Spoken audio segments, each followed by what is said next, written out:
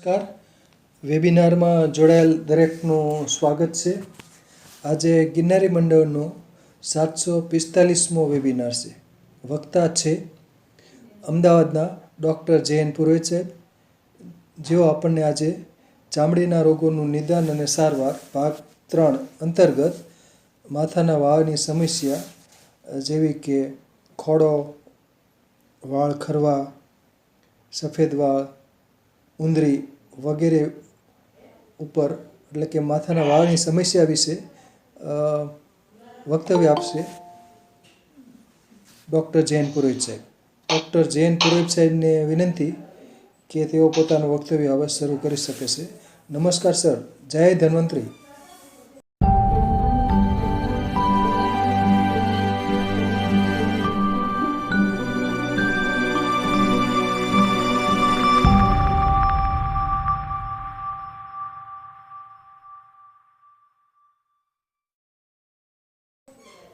જય ધન્વંતરી સાહેબ. જય ધન્વંતરી. વેબિનારમાં જોડાયેલા બધાને વંદન. જય ધન્વંતરી. મુખ્ય આજનો સબ્જેક્ટ આપણો વધારે પડતો હોય તો ઉંદરી, ઇન્દ્રલુપ્ત, બાલ્ડીનેસ ટાલ, આ બધા ઘણા બધા એના પેલા છે.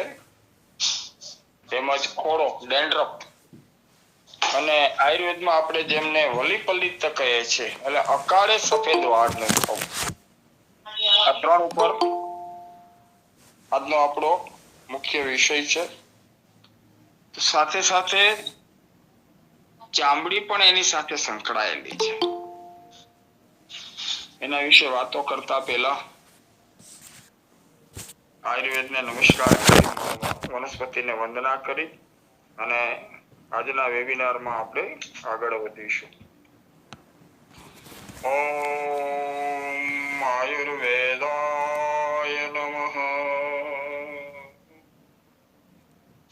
ઓમ આયુર્બલમ યશો વર્ચા પ્રજા પશુન વસુની ચ બ્રહ્મ પ્રજ્ઞાન ચ મેઘાન ચ વન્નો દેહી વનસ્પતયે વન્નો દેહી વનસ્પતયે. ઓમ શાંતિ શાંતિ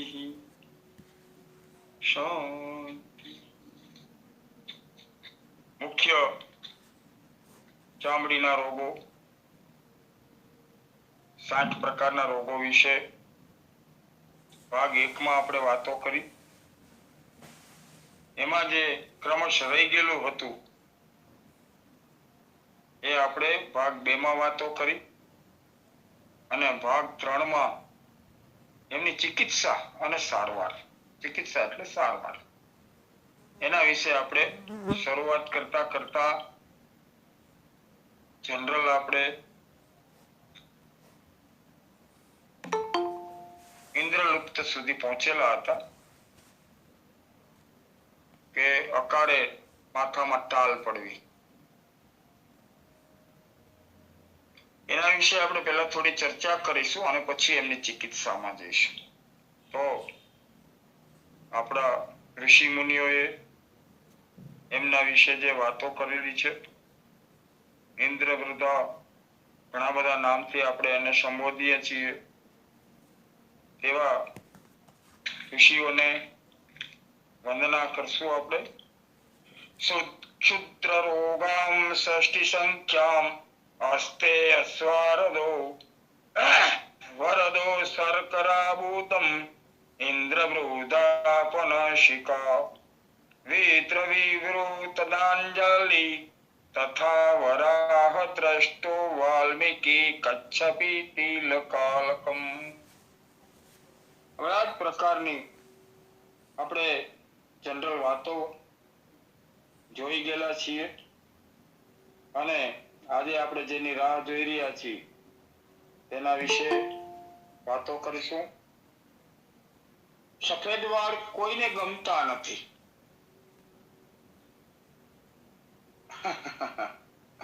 ફોરેનમાં બધા પીંગળા વાળ વાળા હોય છે, ઇન્ડિયામાં બધા કાળા વાળ વાળા હોય છે.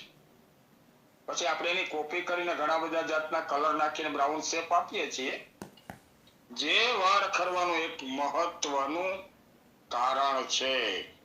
અકાળે સફેદ થયેલા વાળને ડાઈ કરવી, કલર કરવો.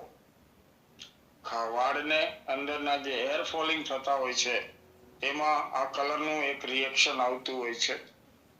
જવા દઈએ, એના રિએક્શન વિશે તો સાયન્સ તો ક્યાંય સુધી કહે છે, પણ એટલું બધે સુધીનો આપણને અનુભવ ના થયો એટલે આપણે એની વાતો નથી કરતા. તો કસમયે વાળનું સફેદ થવું પણ એક બીમારી જ છે. એકવાર વાળ સફેદ થવાના શરૂ થઈ જાય તો દિવસે ને દિવસે તે વધુ સફેદ થવા લાગે છે.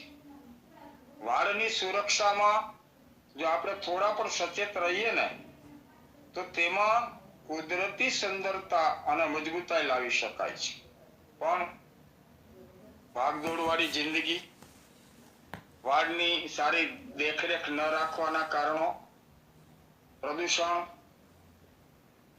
એને કારણે પણ વાળ અસમયે સફેદ થવા લાગે છે. વાળના કલરો વિશે આપણે વાત કરી ગયા છીએ, પણ કલર કરવો એ એકમાત્ર એની સમસ્યા નથી. અમુક ઘરગથ્થુ ઉપચાર કરીને સફેદ વાળને કાળા કરી શકાય છે. એના પણ ઘણા બધા પ્રયોગો આપણા ગિરનારી મંડળમાં આદરણીય શ્રી વૈદો, આપણા ઠક્કર સાહેબ જેવા અને અનેક આપણા વૈદો આના વિશે વાતો આગળના વેબિનારમાં પણ થઈ ચૂકી છે. એકવાર જો વાળ સફેદ થવાના શરૂ થઈ જાય તો તે દિવસે ને દિવસે વધુ ને વધુ સફેદ થવા લાગે. આ વાળની સુરક્ષામાં જો આપણે છે ને થોડા એના માટે થઈ અને ઘરગથ્થુ ઉપચાર અને એના મુખ્ય કારણો જાણવાની જો આપણે કોશિશ કરીએ તો જ આપણને એનું મુખ્ય રહસ્ય મળે. એક તો ભય, બીજી ચિંતા, સ્ટ્રેસ, અતિશય ક્રોધી સ્વભાવ, સહનશીલતાનો અભાવ.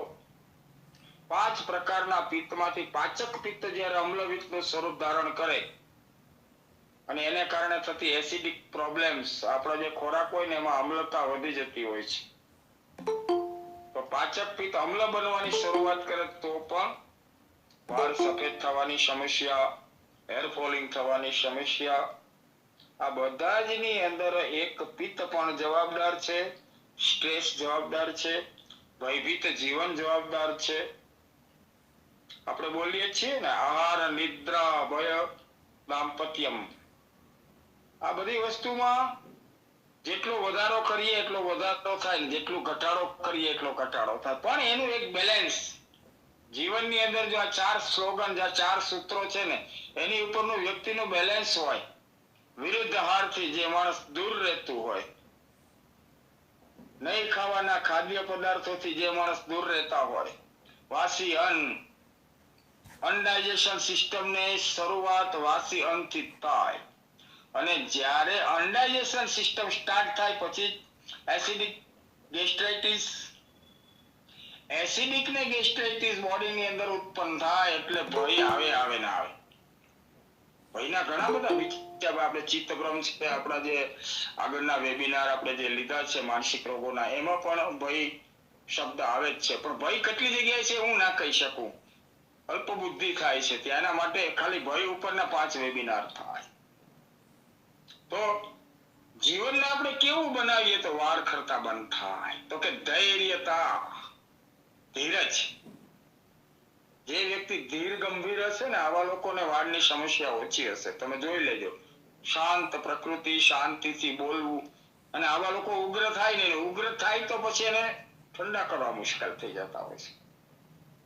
એટલે જેટલી ધીરજ અને મનની શાંતિ, આહાર, મુખ્યત્વે આયુર્વેદના કોઈ પણ આપણા મહાન પુસ્તકોને આપણે લઈએ, સુશ્રુતને લઈએ કે શારંદને લઈએ કે ચરકને લઈએ કે આર્યભિષેકને લઈએ કે વૈદક સંગ્રહને લઈએ, કે અત્યારના નાગાર્જુન જેણે ભસ્મ નિર્માણ કરી એને લઈએ, બધા જ પુસ્તકોની અંદર મુખ્યત્વે પરેજીને મહત્વ આપવામાં આવ્યું છે.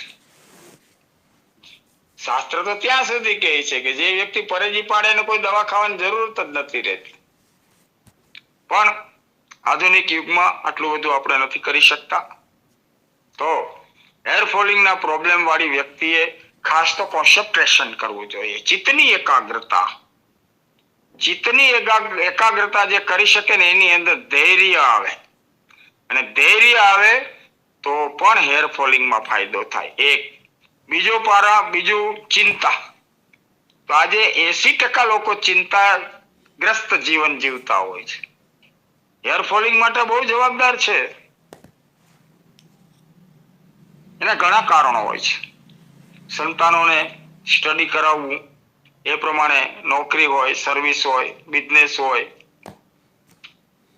અત્યારના મોંઘવારીના સમયની અંદર ઘર ચલાવવા માટે થઈ અને સતત દોડવું, એમાં પણ ભય, ચિંતા, સ્ટ્રેસ, બિઝનેસને કારણે તેજી મંદીના પિરિયડોમાંથી પસાર થવું. પણ આ બધામાં એક વસ્તુ તો ઈશ્વરે કહ્યું છે કે તું બધું મને સોંપી દે, કાય અને વાચા મને સેન્દ્રિયર્વા બુદ્ધ્યાત્મ નાવા પ્રકૃતિ સ્વભાવ. તું મને સોંપી દે તો વાંધો નથી, પણ આપણે ઈશ્વરને સોંપી શકતા નથી. અને ઘરે આવ્યા સુધી તો બિઝનેસ કરવો જ પડે ને કરવો જ જોઈએ. પણ ઘરે આવ્યા પછી જો આપણે વાતાવરણને બદલી શકીએ ને તો પણ આપણે ઘણા બધા પ્રકારના રોગોથી બચી શકીએ. સ્ટ્રેસ, ચિંતા, ભય અને આહાર, આમાં પણ અત્યારે ઘણા બધા બહેનો હશે તો એમને એક વંદન સાથેની નમ્ર વિનંતી છે કે મહિને, 1.5 મહિને, 2 મહિને એક વખત હોટલમાં જવાય તો વાંધો નથી, હું એ જતો હોઉં છું, મારે કેવું પડે એવું.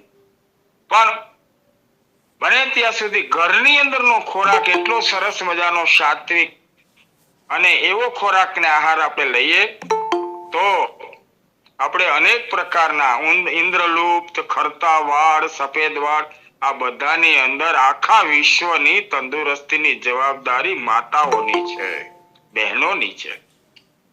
એ જેવું રાંધે એવું ખાવાનું છે. તો વાળ કેમ અચાનક ખરવા લાગે છે?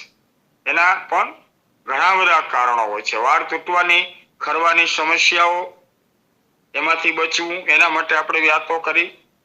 ઘણી બધી બ્યુટી પાર્લરની સાયન્ટિફિકલી રીઝન કે એમાં જે વપરાતા કેમિકલથી, દાખલા તરીકે બ્લીચિંગ, તેમાં બ્લીચિંગ પાવડર આવતો હોય છે. ફેશિયલ એટલે સ્કિનની ઉપરના સામાન્ય પડને ઉપર એની ઇફેક્ટ આવતી હોય છે. બ્લીચિંગની ખાસ આવતી હોય છે. જોઈ લેશું અને જોયા પણ હશે અને હવે જોઈશું. ઘણા બધા બહેનો કે ભાઈઓને વારંવાર બ્લીચિંગ કરાવવાથી 25-30 વર્ષે કરાવતા હોય ને 45-50 વર્ષે એના બોડી, એના ફેસ ઉપર ડોટ આવી જતા હોય છે અને નિસ્તેજ ચહેરો થઈ જતો હોય છે. આવા કારણો પણ હેર ફોલિંગમાં જવાબદાર હોય છે. એની અસર બ્રેઇન સુધી પહોંચતી હોય છે. ત્યારબાદ પૌષ્ટિક ખોરાકનો અભાવ. આજે આપણને મનગમતી વાનગીઓ બીજી થઈ ગઈ છે. ચાઇનીઝ, પંજાબી, સાઉથ ઇન્ડિયન ખાવાની ના નથી. સાઉથ ઇન્ડિયનની વસ્તુઓ તો આયુર્વેદ માન્ય છે કે જેને રક્ત વિકાર હોય અથવા તો જેમને બ્લડ કેન્સર હોય, લ્યુકોમિયા, તો એની અંદરના પેશન્ટને માયલોમા મેલિગેન્સીની અંદર 2 ઇડલી આપવામાં આવે, આથાવાળો ખોરાક આપવામાં આવે તો એની સ્ટેમિના, એની ઇમ્યુનિટી જળવાઈ રહે છે. આયુર્વેદે કોઈ વસ્તુ ખાવાની ના જ પડી, પણ અતિરિક્ત ન હોવો જોઈએ. એની સાથે બધી વસ્તુઓ, આપણો ખોરાક, એની સાથે આપણે જે અહીંયા સૌરાષ્ટ્ર ગુજરાતમાં ખાય છે ને એ તમે સાઉથમાં જાઓ તો એની સાથેનો સંભાર ઇડલી ભાવે નહીં, કારણ કે અહીંયા બધું સ્પાઇસી ટેસ્ટી બનાવી નાખ્યું છે આપણે. તો વિરુદ્ધ આહારથી બચવું. આપણે એમ કહીએ કે ભાઈ અમે એક દિવસ આઈસ્ક્રીમ ખાધું ને ખીચડી એ ખાધી ને તાંજળિયાની ભાજી એ ખાધી ને કાંદા લસણ ખાધા ને ભાજી પાઉં ખાઈ નહીં આઈસ્ક્રીમ ખાધું, કાંઈ ન થયું અમને. તો આ લોકો તો વાતો કરતા, પણ એવું નથી. એની અસર ધીમે ધીમે ધીમે ધીમે ધીમે આવે. હું ઘણી વખત વેબિનારમાં કહી ચૂક્યો છું કે યુવાવસ્થામાં જ આપણે શરીરને ખોખલું કરી નાખીએ છીએ, પણ જ્યાં સુધી રેઝિસ્ટન્સ પાવર તમારો જીનેટિક હોય ત્યાં સુધી કઈ નથી થતું. પછી ધીમે ધીમે ધીમે કીડી વાગે રોગ આવે, આપણને ખબર ન હોય ને આપણા શરીરમાં એન્ટર થઈ અને 60-65 વર્ષે આ શરીરને એક જાતનો ચૂનો, લૂણ લાગી જતું હોય છે અને શરીરને આપણે ખતમ કરી નાખતા હોય છે. તો આજનો આપણો સબ્જેક્ટ છે, એ સબ્જેક્ટના આધારે જ હું બોલી રહ્યો છે કે સ્કિન ડિઝીઝની અંદર પણ વિરુદ્ધ આહાર, વાસી આહાર, વધારે પડતી અનિદ્રા, વધારે પડતો ક્રોધ, આ હરેક વસ્તુ જવાબદાર છે. અને આહાર મુખ્ય લીધો છે એની અંદર પોષણની ઉણપને કારણે પણ વાળ ખરવાની સમસ્યા આપણને આવી શકે છે. તંદુરસ્ત આહારને ખૂબ જ મહત્વ આપ્યું છે. આ રીતે હેલ્ધી ડાયટ વાળને મજબૂત બનાવે, ખરતા વાળને અટકાવે, સ્વસ્થ વાળને બનાવવા માટે થઈ અને દરરોજ આપણા આહારોની અંદર બીજા કોઈ પ્રોબ્લેમ્સ કિડનીને લગતા ન હોય તો ફણગાવેલા અનાજ, ફણગાવેલા કઠોળ એનો ઉપયોગ કરવો જોઈએ, કારણ કે એમાં એમિનો એસિડ હોય છે જે આપણા વાળને ખૂબ જ ફાયદાકારક છે. સ્પ્રાઉટ્સ એમિનો એસિડ એની અંદર હોય છે, એ પણ આપણને ખૂબ ઉપયોગી થાય છે. રોજિંદા આહારમાં ફળો, સલાડ, પાંદડાવાળા લીલા શાકભાજી, આખા અનાજ, માફક આવતું હોય તો દહીં, હરેક વસ્તુ આપણા જીવનની અંદર ખૂબ જ ઉપયોગી છે અને એનો પણ ઉપયોગ કરવામાં આવે તો ખરતા વાળને આપણે અટકાવી શકતા હોઈએ છીએ. તણાવ, આપણી બધાના એક એક પોઈન્ટ આગળથી હું બોલી ગયો છું, તો એને વ્યવસ્થિત રીતે આપણે વાત કરીએ તો તણાવ ખરતા વાળ અને વાળની સમસ્યાનું મુખ્ય કારણ સ્ટ્રેસ છે.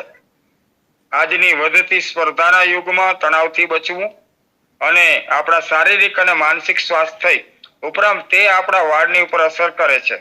એના માટે તણાવ મુક્ત થવા માટે શું કરવું પડે? તો કે એના માટે બે જ વસ્તુ છે, એક યોગ, એક એક્સરસાઇઝ. આ બે વસ્તુને જો તમે મહત્વ આપો, તમે ડિવોટી થિંકિંગ ની અંદર જાઓ તો શરણે જતા શીખી જઈએ. અને બીજું કસરત. આ બધા દ્વારા આપણે તણાવને ઘટાડી શકાય છે. આ સિવાયની ઘણી બધી બીમારીઓને કારણે પણ વાળ ખરવાનું બનતું હોય છે, જેમાં થાઇરોઇડનું અસંતુલન પણ વાળ ખરવાનું એક કારણ હોય છે. જે લોકોને થાઇરોઇડ, હાઇપો અને હાઇપર હોય એવા લોકોને પણ વાળ ખરવાની સમસ્યા થતી હોય છે, કારણ કે થાઇરોઇડ છે એ સેકન્ડ સ્ટેપ છે. ફર્સ્ટ એનો સ્ટેજ તો એ છે કે ભાઈ તમારું મેટાબોલિઝમ જેટલું મંદ, ચયાપચયની પ્રક્રિયા તમારી જેટલી વીક, તો જ તમારા આપણા બોડીની અંદર થાઇરોઇડ આવી શકે. કે થાઇરોઇડની શું તાકાત છે? તો ચયાપચય, મેટાબોલિઝમને આપણે એક્ટિવેટ કઈ રીતે રાખી શકીએ? તો એના માટે પણ આગળ જે આપણે વાત કરી ગયા એ બહુ મહત્વની છે. કસરત, એક્સરસાઇઝ, પ્રાણાયામ અને પ્રફુલ્લિત બનવું. જીવનની અંદર જો જેટલા જે માણસો પ્રફુલ્લિત હોય ને એ લોકો લાંબુ આયુષ્ય જીવતા હોય. હરેક વસ્તુને કે હરેક પળને આપણે સમજી નથી શકતા, અથવા તો અકારણ આવેલા ક્રોધને આપણે રોકી શકતા નથી. હશે જેવી ભગવાનની ઈચ્છા આવું કઈ અને આપણે જો ક્રોધ ઉપર કંટ્રોલ કરી શકીએ, આપણે સ્ટ્રેસ ઉપર કંટ્રોલ કરી શકીએ, આપણે ચિંતાથી દૂર રહી શકીએ તો વાળની સમસ્યા ઓછી થાય ને થાય. અને આપણે કેરળની અંદર જાય તો એ લોકોને વાળની સમસ્યા બહુ ઓછી છે. એનું કારણ શું છે કે આપણા કરતા એ લોકો વધારે પડતા હાઈલી એજ્યુકેટેડ પણ છે, કારણ કે પહેલા તો એ સાઈડના જ બધા આપણા ઓફિસરો આવતા, ક્લાસ 1 ક્લાસ 2 ઓફિસરો, પણ એ લોકો છે ને ખોટો સ્ટ્રેસ લેતા જ નથી. કેટલા ગુચ્છાદાર વાળ હોય. દેશ, કાળ, ઋતુ ને વય, તમે કેવા પ્રકારનું ઓઇલ ખાઓ છો, તમે કેવા પ્રકારનો ખોરાક ખાઓ છો, આ પણ વાળની સમસ્યામાં મુખ્યત્વે છે. એ લોકોનો મુખ્ય આહારમાં ઓઇલ કોપરેલ છે, કોપરેલને એ લોકો પ્રાધાન્યતા આપે છે, અને દેશી ઘી. તો આપણું તેલ ખરાબ છે? ના, આપણું તેલ ખરાબ નથી, આપણા મસાલા ખરાબ છે. આપણે જોઈએ છે આદુ, કોથમીર ને મરચા વાપરીએ ત્યાં સુધી વાંધો નથી, પણ દરરોજને માટે લસણ ને કાંદા ને તામસી આહારને આપણે લઈએ છીએ. તામસી આહાર પણ એક વાળ, ખરતા વાળની અંદર, ઉંદરીની અંદર અને સફેદ વાળની અંદર તામસી ખોરાક પણ જવાબદાર છે. તો સાત્વિક આહારનું આપણા ઋષિ મુનિએ શા માટે કહ્યું કે સાત્વિક અને રાજસી આહાર લેવા વાળાને જલ્દી રોગો નથી થતા? એના વિશે એક કારણ છે. બીજું કારણ છે બહેનોની અંદર મેનોપોઝ. મેનોપોઝની શરૂઆત થાય ત્યારે બહેનોના વાળ વધારે ખરતા હોય છે. એનું કારણ શું હોય છે કે એને એક ટેન્શન હોય છે અને ઘણી બધી ગેરમાન્યતાઓ હોય છે કે મોનોપોઝમાં જાય પછી આમ થાય ને મોનોપોઝમાં જાય પછી તેમ થાય, ફલાણું થાય, ઢીકડું થાય. એ 15 પોઈન્ટ વિચારે એમાંથી 3 પોઈન્ટ સાચા હોય અને 12 પોઈન્ટ છે ને એ ખોટા હોય. કે ભાઈ હવે તો એમસી ના આવે એટલે એ બગાડ નીકળે નહીં ને ત્યાંથી યુવાવસ્થા પૂરી થઈ જાય, ફલાણું આમ થઈ જાય ને ઘણા બધા જે લોકમુખેથી વાપરેલા શબ્દ, એવું નથી. એમાંથી અસર હોય છે, નથી હોતી એવું નથી.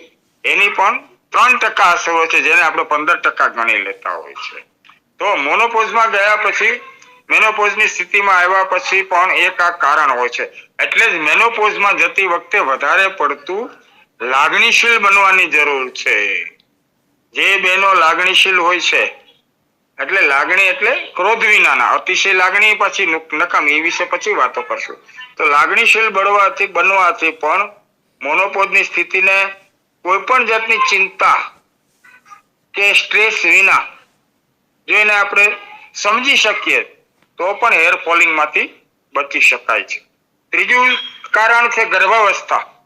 ગર્ભાવસ્થા પછી વાળ ખરવાની સામાન્ય એક ઇફેક્ટ થતી હોય છે. કારણ કે જ્યારે પ્રેગ્નન્સી હોય છે ત્યારે એસ્ટ્રોજનનું સ્તર વધતું હોય છે, જે વાસ્તવમાં વાળને ફાયદો કરે છે. પણ પ્રેગ્નન્સી પછી તેમનું લેવલ ઓછું થવા લાગે છે. એસ્ટ્રોજનનું લેવલ ઓછું થવા માંડે, એને કારણે પણ વાળ ખરવાની સમસ્યાઓ આવતી હોય છે. અને હોર્મોનલ અસંતુલન થાય ત્યારે પણ વાળની અંદર પ્રોબ્લેમ થતો હોય છે. અને હોર્મોનનું બેલેન્સ થાય તો વાળ ખરવાનું બંધ પણ થઈ શકે છે. એટલે ગર્ભાવસ્થા દરમિયાન અને પછી વાળને યોગ્ય રીતે ખૂબ જ મહત્વ આપ્યું છે. ગર્ભાવસ્થાની અંદર બાળક અને માતા બંનેને પોષણની જરૂર છે.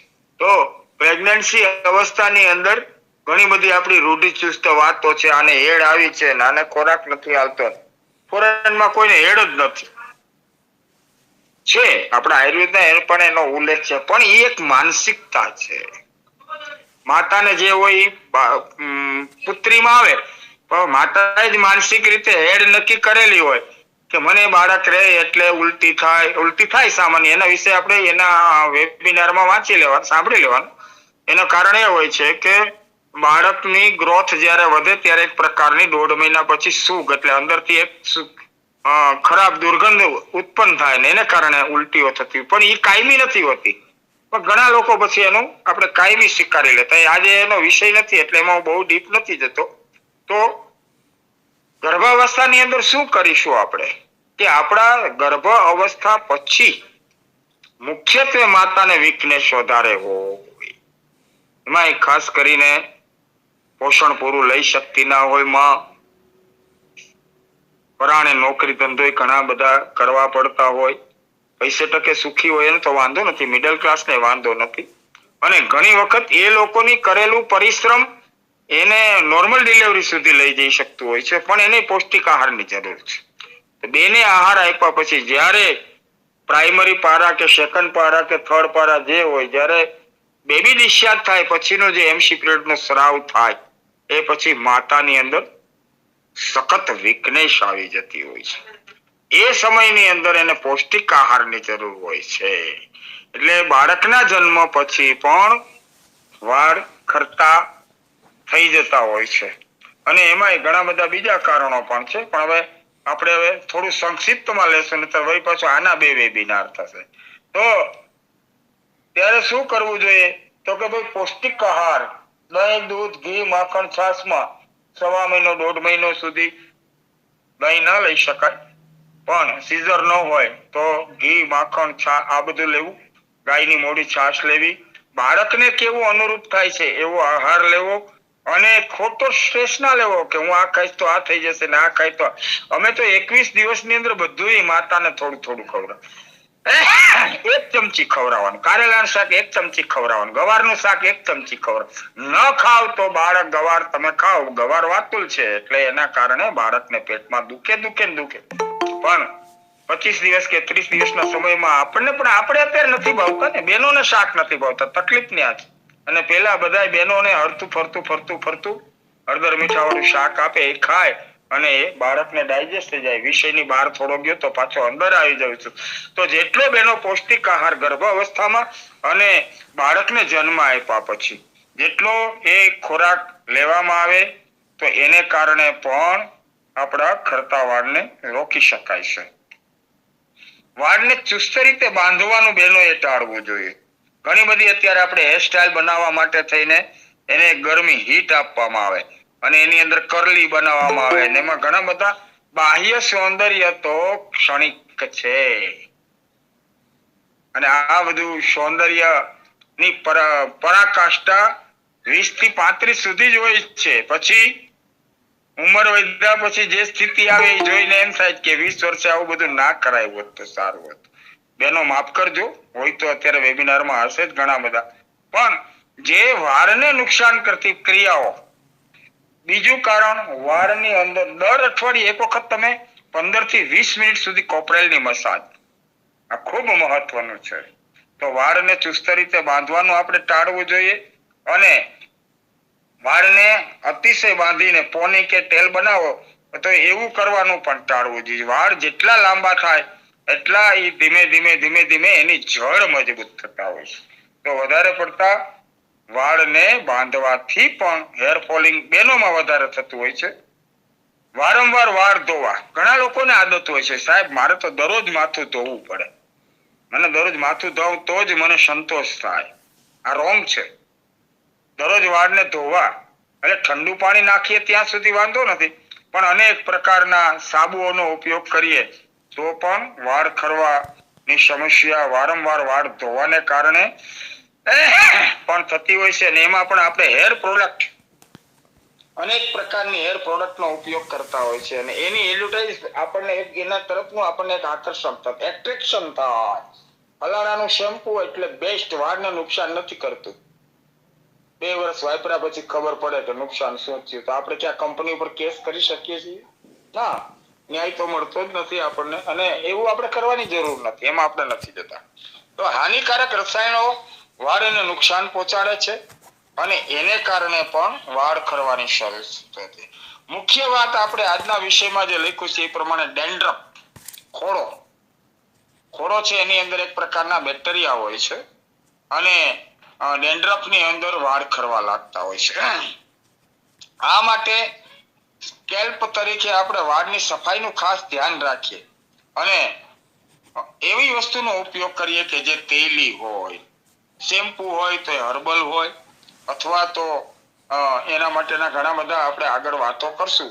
તો ખોડાનો નાશ કરવા માટે અનેક પ્રયોગો આજે આપણને હરેક જગ્યાએથી મળતા હોય છે અને એનો પ્રયોગ કરવામાં આવે ઓછા પ્રમાણમાં, જેની અંદર કોસ્ટિક સોડા અથવા તો બ્લીચિંગ પાવડર વાળા સાબુ શેમ્પૂનો ઉપયોગ ઓછો કરીએ તો પણ સારું પડે. ડેન્ડ્રફ છે એ આપણા વાળના મૂળની અંદરથી એક પ્રકારનું એનું ઉત્પન્ન થતું હોય છે.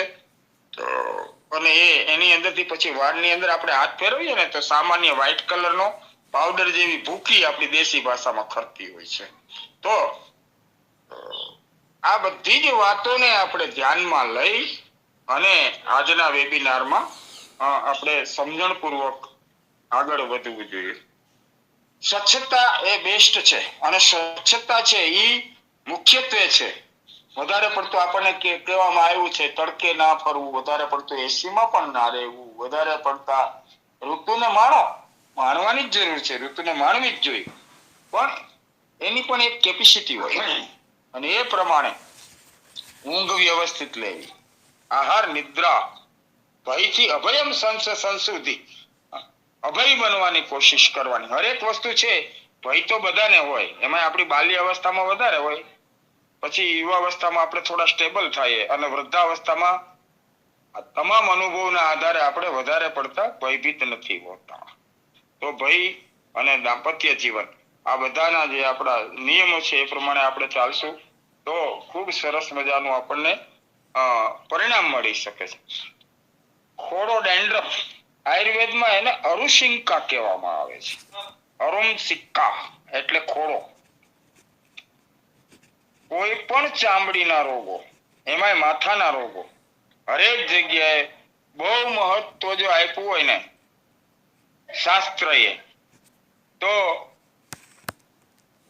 શાસ્ત્રની પદ્ધતિ પ્રમાણે બનાવેલા તેલ અને લીમડાને ખૂબ મહત્વ આપવામાં આવ્યું છે. તો લીંબુનો રસ માથા ઉપર ચોળવાથી એમાં થોડુંક સિંધવ નાખી અને લેપ કરવાથી ખોડામાં ખૂબ જ ફાયદો થાય છે. ખેર, કડવો લીમડો, કડછાલ અને જાંબુની છાલ, જાંબુડો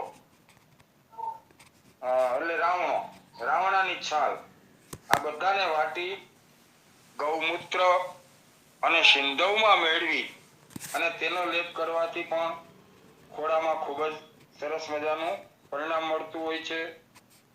હળદર, દારૂ હળદર, કરિયાતું, ત્રિફલા, કડવો લીમડો તથા ચંદન, આનો કાઢો બનાવી અથવા કલ્ક, આટલી વસ્તુ તેલમાં નાખી એનું પચન કરી અને એ તેલની મસાજ કરવામાં આવે તો પણ આપણે આમાંથી ખોડાથી આપણે મુક્ત થઈ શકતા હોય છીએ.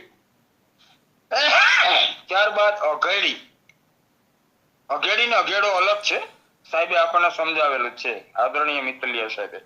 તો બોડી અઘેડીના ઝાડની રાખ એને તલના તેલમાં ખરલ કરી અને ચોપડવામાં આવે તો પણ આપણે ખોડામાંથી મુક્ત થઈ જતા હોય છે. મહેંદી વાટી અને તેનો 1 ઇંચ જેટલો જાડો લેપ કરી અને 4 પ્રહર રાખી અને પછી ધોઈ અને તલના તેલમાં નાળિયેરના છોડાની રાખ નાખીને ચોપડવી. નાળિયેરની રાખ બહુ મહત્વ છે. તલની અને નાળિયેર, તલના તેલમાં નાળિયેરના છોડાની રાખ આપણે નાળિયેરના છોટલા ઉપરથી કાઢી નાખીએ. એના ઘણા પ્રયોગો છે. અરસમાં પણ બહુ સારું પરિણામ મળે છે છાશમાં પીવાથી.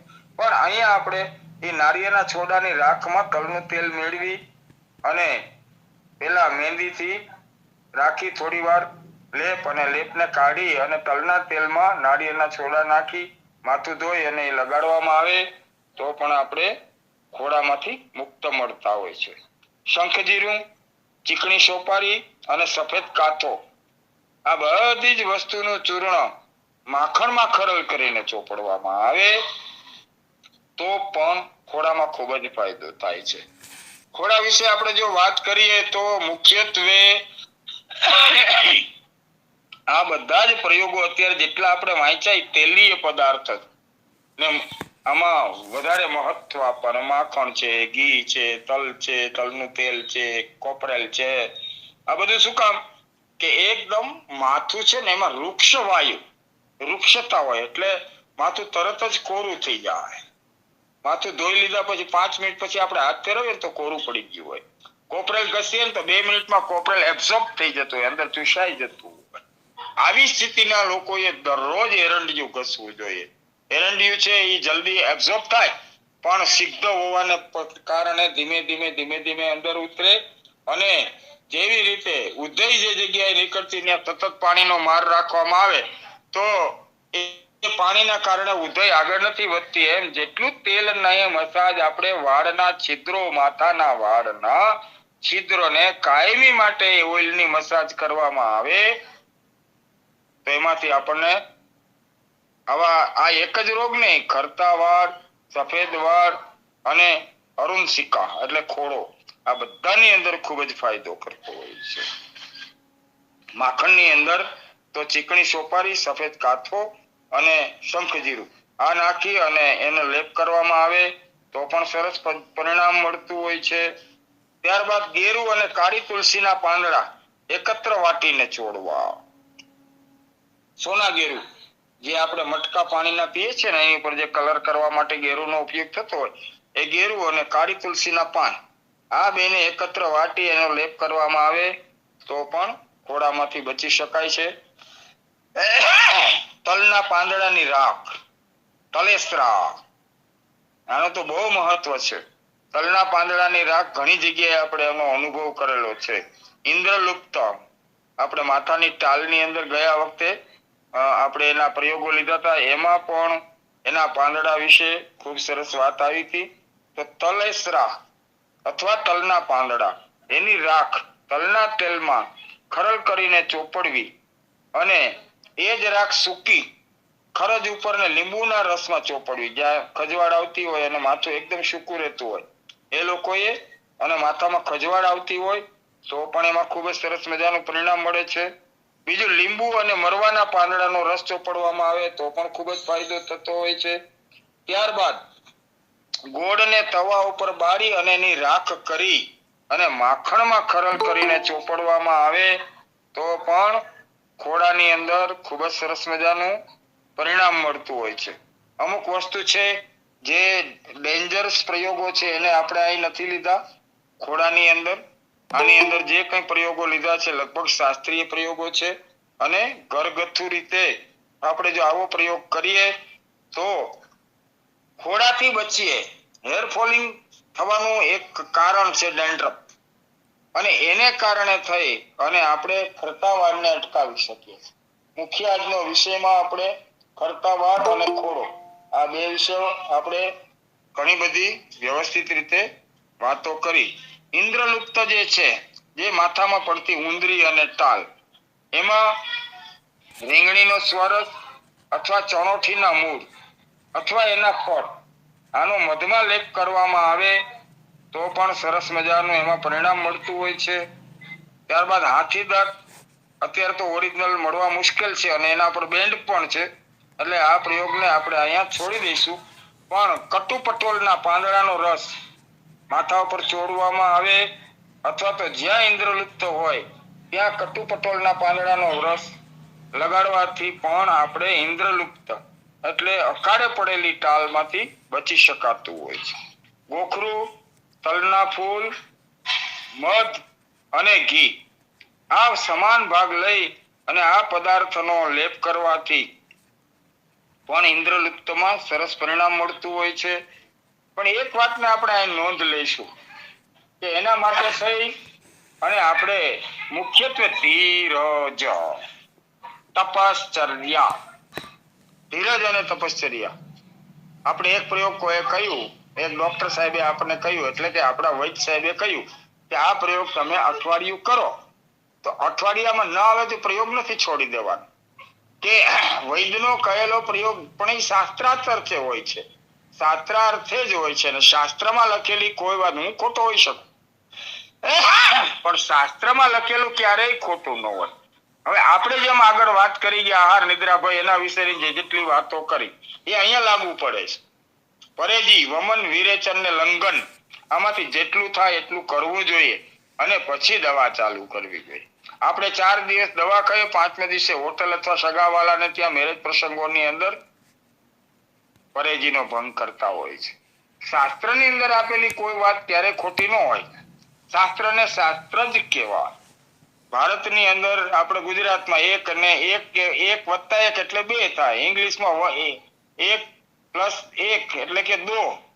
ઇંગ્લિશમાં 1 + 1 = 2 જ થાય, કે 3 નો થઈ જાય. એ શાસ્ત્રની વાત ક્યાંય પણ વર્લ્ડમાં જાય તો એ ખોટી સાબિત ન થાય. એવી રીતે આપણા ઋષિમુનિઓ લખી ગયા છે, એને સમજણપૂર્વક જ લખેલું છે, પણ એને સમજવાની આપણી પાસે બુદ્ધિ નથી. આપણી પાસે વિશ્વાસ, કોઈ પણ વસ્તુમાં વિશ્વાસનો અભાવ.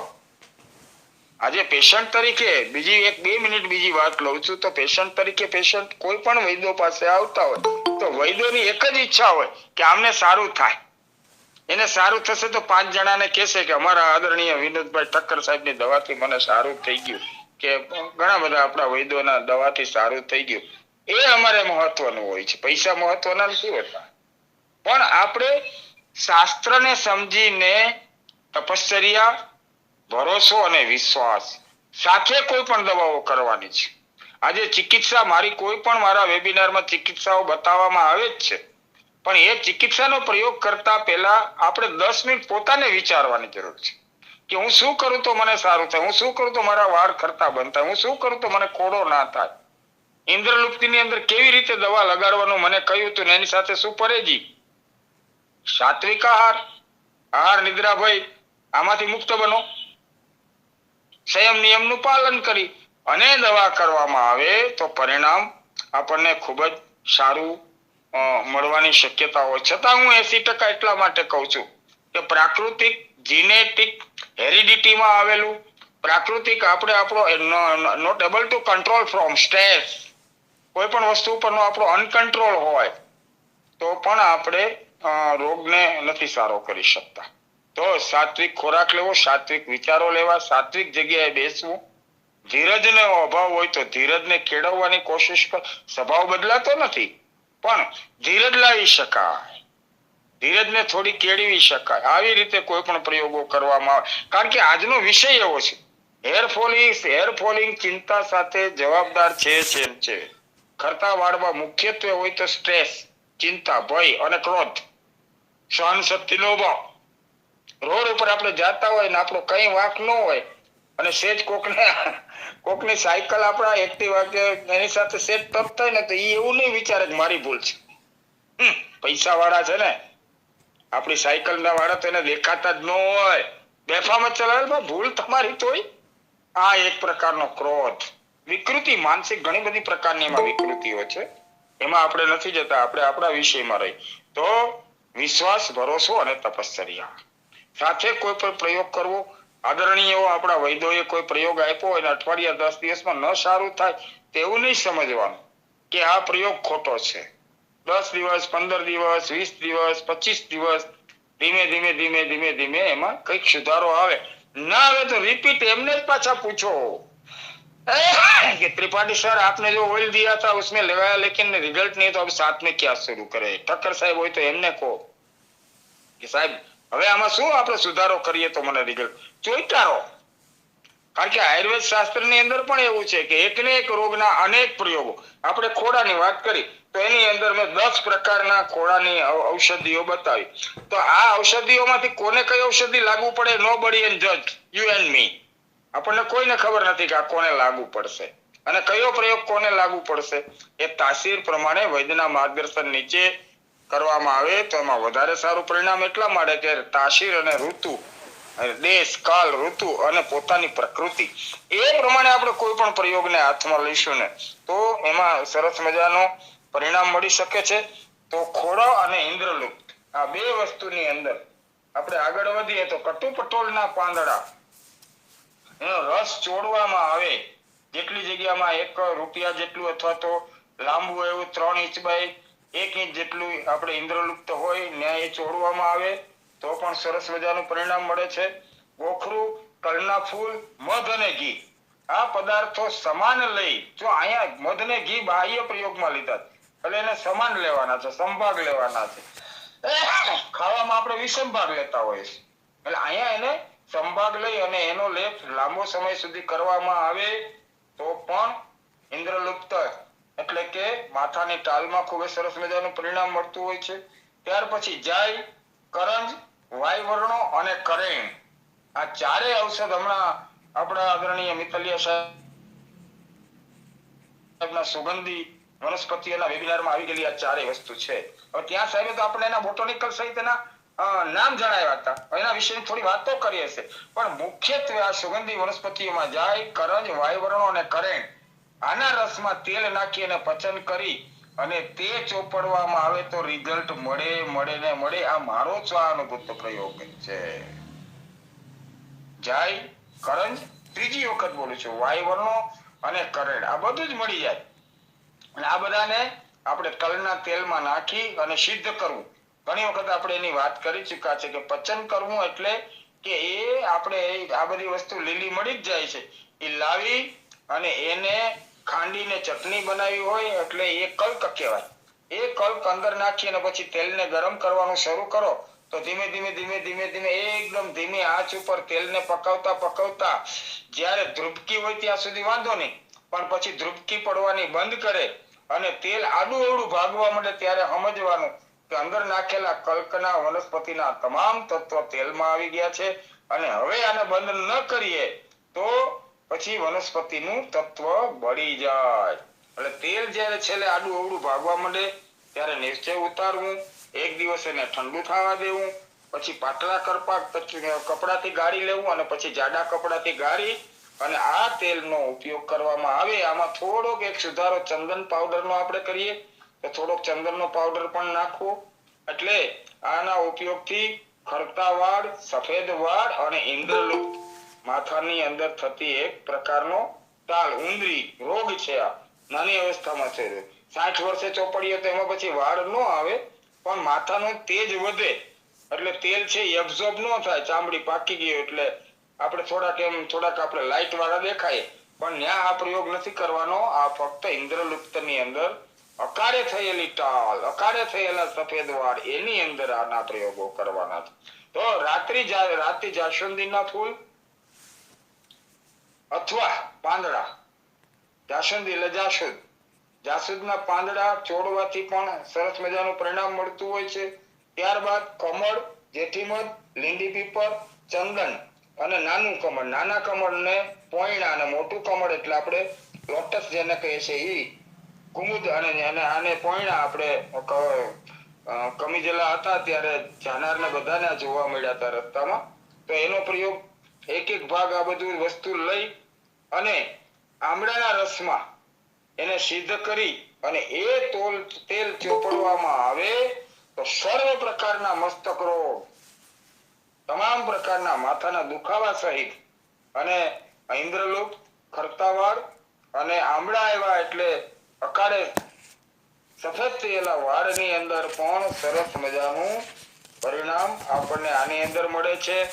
અને આજે નહીં, લગભગ એકાદ વર્ષથી કહેતો આવું છું કે હેર ફોલિંગ જે લોકોને વધારે થતું હોય, અકાળે વાળ સફેદ થતા હોય અથવા જાના વાળ એકદમ પાતળા પડી ગયા હોય, એવા લોકોએ ગરમીની ઋતુની અંદર દરરોજ સાંજે તાંજડિયાની ભાજી, ભાખરી, તાંજડિયાની ભાજી ને ખીચડી જે ભાવે તે એની સાથે તાંદરજાનું સેવન કરવામાં આવે તો તાંદરજો એક એવી વનસ્પતિ છે કે જે આપણા માથાના વાળને મજબૂત બનાવે. આ ટાઈપનો આપણો હોર્મોનેટિક બેલેન્સને લાવવાનું કામ છે આ તાંજળીઓ કરતો હોય છે. એમાં પણ બે પ્રકાર, એક કાંટાવાળો હોય છે, આપણે બીજું પણ એને કંઈક કહેતા હોય છે, અને એક લાલ જેવી દાંડલી વાળો તાંદળજો હોય છે, અને એક પીળી દાંડલીનો પણ તાંદળજો હોય છે. એમાં લાલ દાંડલીનો તાંદળજો છે એની અંદર આયરનનું પ્રમાણ છે, એટલે બને ત્યાં સુધી એ લેવું. હવે આજે આપણે જે માથામાં ખોડો અને ઇન્દ્રલુપ્ત ને વાળ, તો એની અંદર બીજા ઘણા બધા તત્વો પણ જવાબદાર છે. કેલ્શિયમની ઉણપ, આયરનની ઉણપ, B12 ની ઉણપ, D3 ની ઉણપ, આ બધા જ તત્વોને મેળવવા માટેની પ્રક્રિયા રૂપે આપણે આહાર નિદ્રા અને ભયની અંદર જ જઈશું. અહીં તો આપણે ઓરલ ટ્રીટમેન્ટ ઉપર અત્યારે જઈ રહ્યા છે. પછી લાસ્ટમાં સમયના અભાવ નહીં હોય તો આપણે કેવા પ્રકારનો ખોરાક લેવો એના માટે થઈને થોડી ચર્ચા કરીશું, અથવા તો પછી ચર્ચા કરીશું. પોપૈયાનું દૂધ લગાડવામાં આવે નિયમિત રૂપે અને સવારે પાછું એને સાફ કરી અને ઘી લગાડવાનું, વળી પાછું બપોરે પાછું પોપૈયાનું દૂધ ચોપડવામાં આવે તો અવશ્ય ઇન્દ્રલુપ્તની અંદર બાલ આવે. 21 દિવસ આ પ્રયોગ પણ આપણે કરી શકાય એવો છે. થોડીક હવે ચર્ચા કરી લઈએ. પલિત રોગ એટલે અકાળે ધોરા થવા કેસ. ઇન્દ્રલુપ્તની વાત થઈ ગઈ, ખોડોની વાત થઈ ગઈ, ખરતાવાળની વાત થઈ ગઈ, અને પલિત રોગ જેને શાસ્ત્રમાં પલિત રોગ કહેવામાં આવે. ભૂત પલિત નહીં હો, પાછું આપણે ઈ પલિત નથી સમજવાનું કે કોઈ પણ પલિત રોગને જે ઉંમર કરતા પહેલા આવી જાય એને પલિત રોગ કહેવામાં આવે. કોઈ પણ રોગ હોય કે પછી આજે 22 વર્ષના યુવાનને ડાયાબિટીસ જોવા મળે તો એને પલિત રોગ કહેવાય. અકાળે કોઈ પણ વસ્તુ બનવી પલિત, તો તેના ઉપર લોઢાનું ચૂર્ણ, ભાંગરો, ત્રિફલા અને કાળી માટીને શેરડીના રસમાં વાટી અને 1 મહિના સુધીનો લેપ કરવામાં આવે તો આ પણ એક ડાયનું કામ કરે છે. એટલે એના કારણે કાળા વાળ થાય છે અને ધોરા થતા વાળ અટકી શકે છે. કાળા વાળ તો થાય કારણ કે એની અંદર આ વસ્તુમાં ની અંદર એક પ્રકારનો ડાય કેશ કલ્પ છે, પણ આપણે એને અહીંયા બીજી રીતે સમજીએ તો નવા વાળ હોય જે સફેદ થતા હોય એને અટકાવી શકાય છે. આંબળા 8 ભાગ, હરડે 8 ભાગ, બેડા 8 ભાગ અને ત્રિફલા ટોટલી 4 ભાગ આંબલીની ગોટલીનું મગજ, 20 તોલા લોહ ચૂર્ણ, 20 તોલા આંબલીની ગોટલીનું મગજ અને 1 તોલો લોહ ચૂર્ણ એકત્ર વાટી અને એક કલ્કને લોહ પાત્રમાં મૂકી અને રાત્રે તેનો લેપ કરવાથી વાળ કાળા થાય છે. કડવા લીમડાના બિયાનું તેલ કાઢી અને વાળને ચોપડવું અને નશિયા આપવું અને દૂધને ભાત જમવા, એટલે 1 મહિનામાં ધીમે ધીમે બધા વાળ કાળા થાય. આ શાસ્ત્રોક્ત પ્રયોગ છે. સફેદ વાળને કાળા કરવાનો છે. પેલી ડાય છે એ આપણી આયુર્વેદિક પદ્ધતિથી બનાવેલી ડાય, પણ અત્યારે જે મેં વાત કરી કડવા લીમડાના બિયાનું તેલ એટલે કે લીંબોડીનું તેલ કાઢી અને એનું નશ્ય આપણે લેવું જોઈએ. દૂધ અને ભાત જમવામાં આવે ને બીજો કોઈ પણ આહાર લેવામાં ન આવે, તડકામાં રખડવા ન જાય, તો ધીમે ધીમે બધા વાળ કાળા થાય આવું શાસ્ત્ર કહ્યું છે. પણ બધા વાળ કાળા ન થાય તો કઈ નહીં, ભલે વાળ 25% જ કાળા થાય, પણ 100% તો ના કહેવાય. કારણ કે આપણે આયુર્વેદ શાસ્ત્રમાં કોઈ વસ્તુ ગેરંટેબલ તો કોઈ પણ હેલ્થને લગતી કોઈ પણ વસ્તુમાં હોતી નથી ગેરંટી, પણ કે એમના મહદ અંશે સફેદ થતા વાળ તો અટકી શકે છે. કારણ કે આ પ્રયોગ અનેક લોકોએ આનો ઉપયોગ કરેલો છે, સ્વાનુભૂત પ્રયોગો છે, અને ખરતા વાળ આપણે કાળા સફેદ થતા વાળ ને પાછા આપણે અટકાવી શકાય છે. આવી રીતે એનું 1 મહિના સુધી દૂધને ભાતનો ખોરાક લેવો, સાથે સાથે પહેલા એકાદ દિવસનો લંઘન કરવું, પેટ સાફ કરી અને આ પ્રયોગ કરવામાં આવે તો આપણને ખૂબ સરસ મજાનું પલિત રોગ એટલે કે અકાળે કાળા થતા વાળમાં મુખ્યત્વે આ એક જ પ્રયોગને ધ્યાનમાં રાખવાનો છે. બાકીની વસ્તુ છે એ કલ્પ છે, કેશ કલ્પ, પણ એનાથી ખરતા વાળમાં ફાયદો થાય છે અને નવા વાળ સફેદ નથી થતા. જ્યારે આ પ્રયોગમાં તો સફેદ થયેલા વાળ પાછા કાળા થવાની શક્યતા છે. હજી એક વખત બોલી જાઉં છું, કડવા લીમડાના બિયાનું તેલ એટલે લીંબોડીનું તેલ કાઢી એ વાળને ચોપડવું, એનું નશી આપવું અને દૂધ અને ભાતનો ખોરાક લેવામાં આવે તો 1 મહિનાની અંદર આપણને એમાંથી પરિણામ મળતું હોય છે. બીજો પ્રયોગ ગાયના ઘીનો છે. ગાયનું ઘી આપણા મોઢાની અંદરના તાળવામાં, મગજની ઉપરના તાળવામાં ઘસવામાં આવે અને નાકની અંદર કાયમી માટે થઈ અને 3 મહિના સુધી નશ્ય લેવામાં આવે અને સાત્વિક આહાર લેવામાં આવે. સવારે 1 ગ્લાસ દૂધની અંદર 2 ચમચી ગાયનું ઘી નાખીને લેવામાં આવે. દિવસ દરમિયાન તાંદળિયાની ભાજી છે ને ખીચડી છે એવો આહાર લેવામાં આવે. હળદર મીઠા વાળી મગની દાળને રોટલી ખાવામાં આવે. આવો સાત્વિક આહારનો 41 દિવસનો પ્રયોગ કરવામાં આવે તો ગાયના એકલા ઘીથી અંદર ઘસવાથી ખરતા વાળ બંધ થાય, નાકમાં નાખવાથી સફેદ વાળ બંધ થાય અને ઇન્દ્રલુપ્ત આવે જ નહીં. આવે પેલા પાણી પેલા પાડ બાંધ્યું હોય તો આટલી બધી તાકાત આપણા ગાયના ઘીની અંદર છે. નાભી પૂરણ કરવામાં આવે તો પણ એનો લાભ મળતો હોય છે. ઘણી વખત કાનના બેક્ટેરિયા, કાનની અંદરના સૂક્ષ્મ બેક્ટેરિયાને કારણે પણ એની અસર આપણા મસ્તક ઉપર થતી હોય છે. તો કાનને સાફ રાખવા, કાનમાં પણ અઠવાડિયે મહિને એકાદ વખત કોપરેલ તેલ નાખી અને એને સાફ રાખવા જોઈએ. એટલે ઉપરના તમામ પ્રયોગોની અંદર મુખ્યત્વે તેલી પદાર્થ આપણે શરૂઆત કરી જ્યારથી અરુશિકા એટલે ખોડાની શરૂઆત કરી ત્યારથી અત્યાર સુધીમાં એક જ વાત મહત્વની છે કે વૃક્ષતા જવાબદાર હોય છે. ડ્રાયનેસ, જેટલી ડ્રાયનેસ વધારે એટલા વાળને પોષણ ઓછું મળે. એટલે એને સિદ્ધ કરવા માટે થઈ અને વધારે પડતા આપણે પ્રયોગોની અંદર તલનું તેલ, માખણ, કોપરેલ અને ઘી આ બધા જ પદાર્થોનો ઉપયોગ કરવા.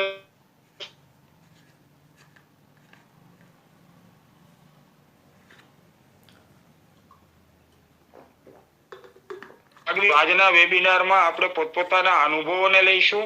પ્રશ્નોની અંદર ખાસ કરીને કે કયા કયા પ્રકારની વસ્તુ વાપરવાથી કોને શું ફાયદો થયો છે એવા પ્રશ્નોને આપણે વાચા આપશું, એમની વાતોને સાંભળશું અને કોઈનો પ્રશ્ન હશે તો એને પણ સાંભળશું.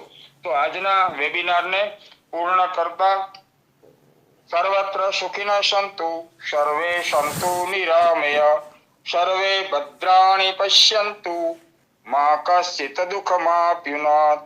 ઓમ શાંતિ શાંતિ શાંતિ. ખૂબ ખૂબ આભાર ડૉક્ટર જૈન પુરોહિત સાહેબનો, જેમણે આજે ચામડીના રોગો અંતર્ગત માથાના વાળની સમસ્યા, એની અંદર ઇન્દ્રલુપ્ત, ઉંદરી, ખોડો, વાળ ખરવા, વાળ સફેદ થવા વગેરે માથાના વાળની સમસ્યાઓ વિશે સરસ માહિતી આપી. ઘણા બધા ઘરગથ્થુ અને શાસ્ત્રોક્ત ઉપાયો પણ જણાવેલ છે. હવે વૈદ્ય શ્રી વિનોદભાઈ ઠક્કર સાહેબને વિનંતી કે 2 શબ્દો કહેશે.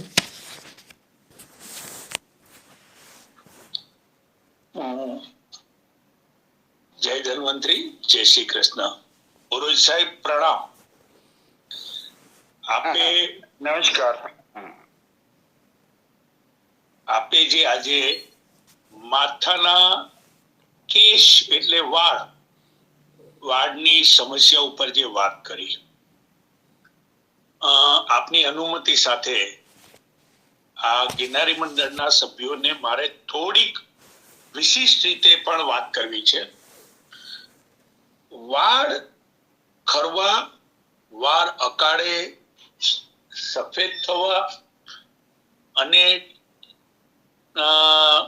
ઉંદરી, શાસ્ત્ર પ્રમાણે બે વાત મારે ધ્યાને લાવવી છે. વાળ જે છે એ અગ્નિના જે ધાત્વાગ્નિ જે હાડકાની સાથે, અસ્થિની ધાત્વાગ્નિ સાથે પણ સંબંધ ધરાવે છે. એટલે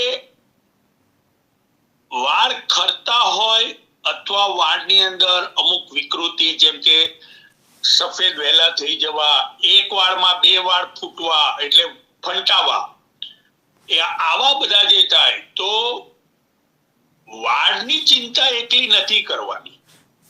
થોડીક ચિંતા તમારા શરીરમાં ક્યાંક અન્ય જગ્યાએ પણ એની અસર, એક જન્મ થઈ રહ્યો છે રોગના શરૂઆતથી, એ પણ સમજવા જેવી છે. બીજી એક વાત કે ટાઇફોઇડ, જે વ્યક્તિને નાની ઉંમરમાં કે અમુક ઉંમરમાં ટાઇફોઇડ થયો હોય તો ટાઇફોઇડની લાંબી દવા કર્યા પછી વાળની સમસ્યા વધતી જાય છે.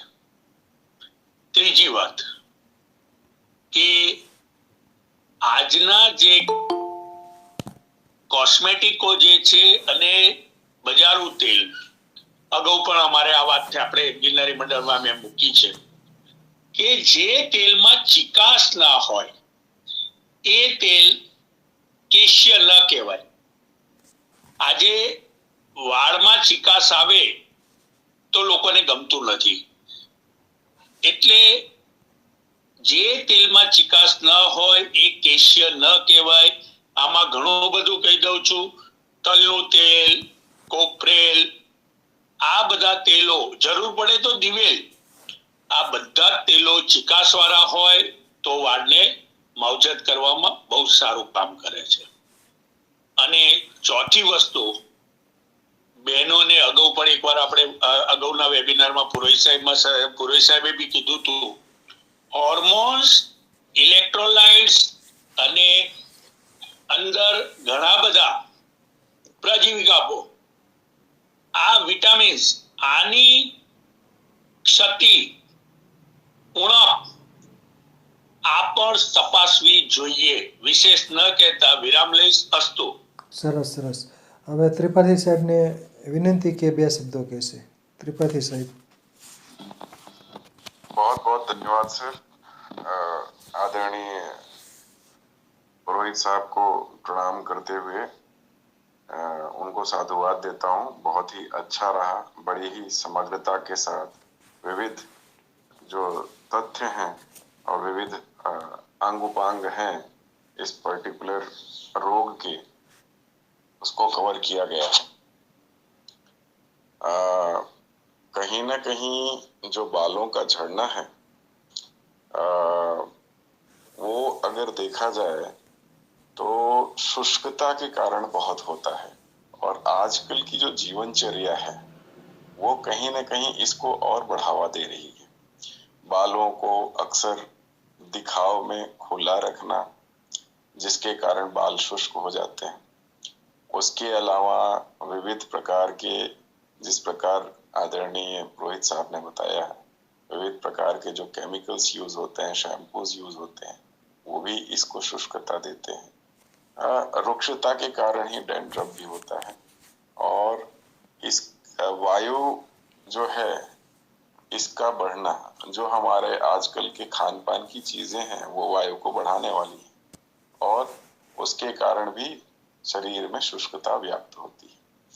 तो और शुष्कता का सबसे अच्छा जो मारण है, वायु का जो मारण है, वो स्नेहन है। तो अलग अलग जो चीजें बताते हैं उसमें ज्यादातर तेल और तेल से बने पदार्थों का प्रयोग बताते हैं।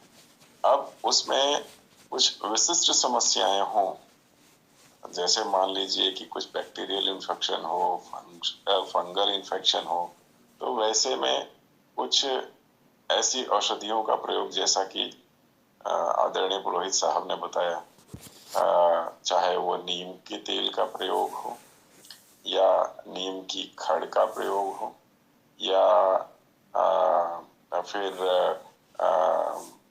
ये क्या बोलते हैं, पलाश की छाल का या पलाश के पत्तों का, जिसको पित्त पापड़ा बोलते हैं आप गुजराती में, उसका प्रयोग हो, काफी उपयोगी हो सकता है। तो बहुत ही बढ़िया वेबिनार था और कुछ साधारण सी चीजों का अगर ध्यान रखा जाए तो ज्यादातर समस्याओं से दूर रहा जा सकता है। धन्यवाद। ધન્યવાદ. હવે બધા વતી હું કેટલાક પ્રશ્નો પૂછું છું પુરોહિત સાહેબને. ક્લોરીન વાળું પાણી હોય છે તો એનાથી વાવને કંઈક નુકસાન થતું હોય છે? શહેરોમાં તો ક્લોરીનયુક્ત પાણી છે એ અપાતું હોય છે, ક્લોરિનેટેડ પાણી. પુરોહિત સાહેબ, પુરોહિત સાહેબ,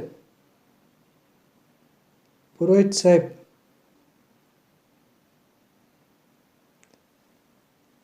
પુરોહિત સાહેબ. બાથરૂમ ગયા છે સર. હા, તો શું છે, ક્લોરીન વાળું પાણીથી પણ શું છે વાળ સફેદ થવાનું થતું હોય. બાકી તો શેમ્પૂ અને સાબુનો ઉપયોગ વારંવાર શેમ્પૂ બદલવાથી પણ વાળને નુકસાન થતું હોય છે. અને બીજું ફંગલ ઇન્ફેક્શન પણ, જે ભીના વાળ હોય અને એમાં પાસે તેલ નાખીએ તો પણ, અથવા તો કોરા વાળ રાખ્યા હોય ને બધું ધૂળ ને કચરો બધું જાય તો ખોડો થતો હોય છે અને એને હિસાબે બેક્ટેરિયા કે ફંગલ ઇન્ફેક્શન થતું હોય છે, એટલે ખોડો થતો હોય છે. અને ખોડા માટે શું છે, સીતાફળના પાન કે બીજનો લેપ પણ ઉપયોગી થતો હોય છે. અને બાકી લીંબોળી છે, કડવા લીમડાની જે તેલ છે, લીંબોળીનું તેલ, નીમ ઓઇલ, તો એ પણ જે વાળના રોગો માટે, ખાસ કરીને ઉંદરી હોય તો એમાં ખાસ ઉપયોગી હોય છે. પુરોહિત સાહેબ. હા, એટલે સોરી, 10 મિનિટનો ઇન્ટરવેલ લઉં છું. ઝારખંડ જાય છે સાહેબ, એટલે મારા સન, એટલે એને 11મું જ્યોતિર્લિંગના દર્શન માટે ઝારખંડ જાય છે ને, એટલે 10 મિનિટમાં પાછો આવી જાઉં છું. બરાબર સાહેબ? ભલે ભલે ભલે. ઠક્કર સાહેબ, આમાં ગુંજાદી તેલ વાપરતા હોય છે, શું કે ઉંદરી હોય કે એમાં, તો એ કંઈ ફાયદો થાય ઠક્કર સાહેબ?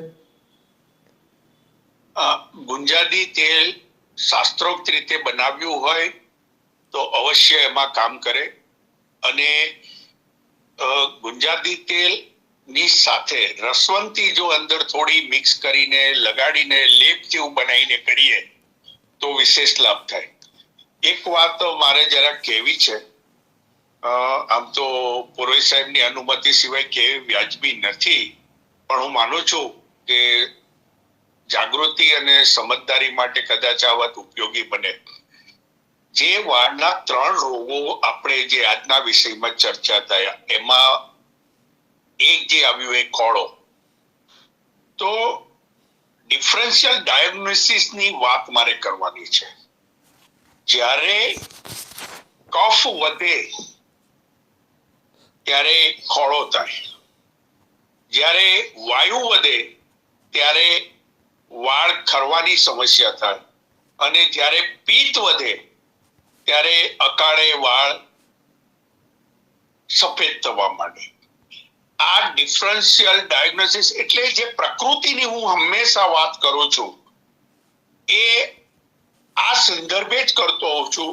અને હું કાયમ માટે કહું છું કે મોઢું એ બોડીનું ઇમ્બેલેન્સ શું થયું છે એ બતાવનાર સૌથી ઉત્તમ અંગ છે. બીજી વાત કે રૂક્ષતા, કફ એટલે સ્નિગ્ધતા, પણ જ્યારે કફની સાથે વાયુ વધે ત્યારે આ વૃક્ષતાના આધારે જે ડેન્ડ્રફની અંદર પોપડીઓ વળીને ભીમડા નીકળે છે, સફેદ સફેદ પતરીઓ છૂટી પડે છે, આ બધા જ એક આપણા શરીરની અંદર આવેલા પરિવર્તનનો સંકેતો કરે છે. એટલે જરાક પુરોહિત સાહેબની અનુમતિ લઈને કહેવું જોઈએ, પણ પુરોહિત સાહેબ નથી, પણ હું માનું છું કે એનો વિરોધ નહીં કરે. પણ આ વસ્તુ પણ દરેક વ્યક્તિને જેવો પ્રોબ્લેમ હોય એમણે પોતાના સ્વનિરીક્ષણમાં આ બધું વિચારવું પડે. અસ્તુ. બરાબર છે. બીજું આ ધતુરપત્રાદી તેલ એ પણ ઉંદરીમાં ઉપયોગી થઈ શકે? ધતુરપત્રાદી તેલ ઉંદરી માટે કરતાય જેને ખોળોની બહુ સમસ્યા હોય ને એમાં કામ કરે. ધતુરપત્રાદી ખોળોમાં કામ કરે અને ગુંજાદી છે એ ટાલ, ઉંદરી એમાં કામ કરે. અસ્તુ. બરાબર, સરસ સરસ. અને લીંબોળીનું તેલ છે એ શામાં કામ કરે? લીંબોડીનું તેલ, કરંજનું તેલ વાળ માટે બહુ જ સારા. જેને જે સાહેબે હમણાં એક શબ્દ વાપર્યો હતો, અરુંચિકા. હવે અરુંચિકા એટલે શું, તો હું થોડી સ્પષ્ટતા કરી દઉં કે માથામાં ફોડલી થાય, એ ફોડલીમાં ખંજવાળ આવે અને એ ખંજવાળીએ ને એટલે એમાંથી પાણી ઝરે, આને અરુંચિકા. હવે આવી જ્યારે સ્થિતિ થતી હોય ત્યારે એ ફંગલ ઇન્ફેક્શન હોઈ શકે, બેક્ટેરિયલ ઇન્ફેક્શન હોઈ શકે, અને ઘણીવાર અમુક અસાત્મ્ય આહારના પરિણામમાં પણ આ વસ્તુ જોવા મળતી હોય છે. તો એવા જ્યારે લક્ષણો વાળા અમુક પ્રકારના લક્ષણ હોય ત્યારે આ લીંબોડીનું તેલ, કરંજનું તેલ એમાં અવશ્ય સારો ફાયદો કરી બતાવે. અસ્તુ. બરાબર, સરસ. ભૃંગરાજ તેલ એ વાળ સફેદ થયા હોય એમાં કામ કરે કે વાળ ખરતા હોય ત્યારે કામ કરે ભૃંગરાજનું તેલ? હવે ભૃંગરાજને આમ તો કેશ્ય કહ્યું છે, એટલે વાળની તમામ સમસ્યામાં ભૃંગરાજ કામ. અને ભૃંગરાજનો એક બીજો ગુણ, જો હું થોડોક શાસ્ત્રનો હિમાયતી છું અને જ્યાં સુધી અમુક વસ્તુ સિદ્ધાંતિક રીતે ન સમજાય ને ત્યાં સુધી એના કામ અથવા તો એનો આપણે ઉપયોગ કેવી રીતના લઈ શકીએ. એકલો ભૃંગરાજ કેશ્ય નથી, એ લીવર ઉપર પણ કામ કરે છે. લીવરના રોગોમાં પણ ભૃંગરાજ અપાય છે. એટલે ભૃંગરાજની મહત્તા આના હિસાબે છે કે જ્યારે અલ્પ રક્તતા હોય, જ્યારે રક્ત દુષ્ટિ હોય, એટલે એ બંને જગ્યાએ કામ કરે છે. કેશ્ય પણ છે અને લીવર ઉપર પણ કામ કરે. એટલે જ ભૃંગરાજની કોઈ પણ બનાવટ કેસ માટે બહુ ઉપયોગી છે. અસ્તુ. બરાબર છે. બીજું આમાં નાભી પૂરણ કેટલું ઉપયોગી થાય વાળના રોગો માટે? નાભી પૂરણ આમ તો નાભીની અંદર હવે પ્રશ્ન થોડોક સમજાવો.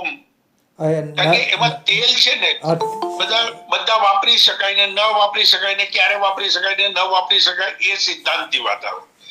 તલનું તેલ એ વપરાય, ઘી પણ વપરાય, દિવેલ પણ વપરાય, કોપરેલ પણ વપરાય.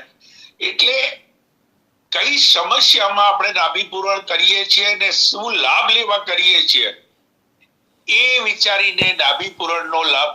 પણ નાભી પૂરણ સામાન્ય રીતે ઘીથી કરીએ અથવા તો તલના તેલથી કરીએ તો ફાયદો દેખાય એવું માની શકાય. અસ્તુ. બરાબર છે. ત્રિપાઠી સાહેબ કંઈક કહેવા માંગે છે? त्रिपाठी से बोलिए।